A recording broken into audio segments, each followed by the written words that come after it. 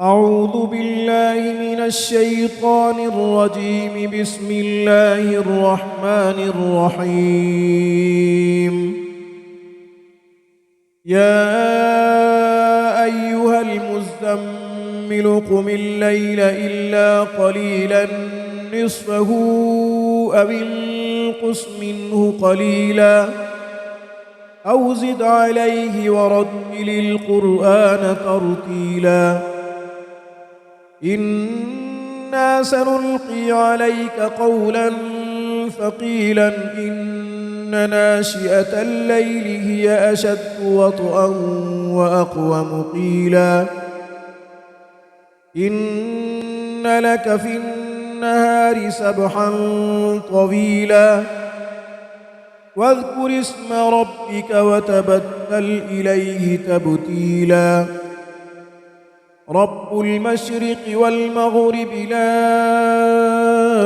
إله إلا هو فاتخذه وكيلا. واصبر على ما يقولون واهجرهم هجرا جميلا وذرني والمكذبين أولي النعمة ومهلهم قليلا. إن لدينا أنكالا وجحيما وطعاما ذا غصة وعذابا أليما يوم ترجف الأرض والجبال وكانت الجبال كثيبا مهيلا.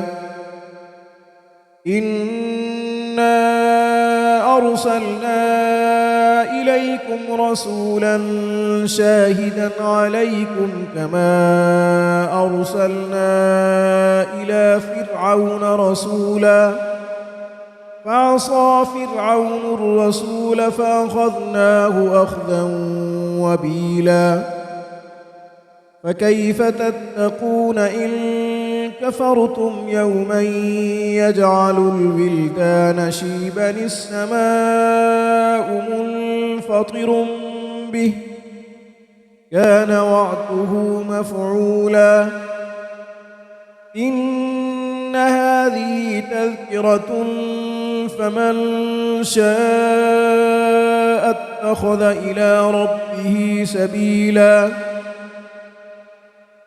إن ربك يعلم أنك تقوم أدنى من ثلثي الليل ونصفه وثلثه وطائفة من الذين معك والله يقدر الليل والنهار. علم أن لن تحصوه فتاب عليكم فاقرؤوا ما تيسر من القرآن. علم أن سيكون منكم مرضى وآخرون يضربون في الأرض يبتغون من فضل الله وآخرون يقاتلون في سبيل الله فاقرؤوا ما تيسر منه وأقيموا الصلاة وآتوا الزكاة وأقرضوا الله قرضا حسنا.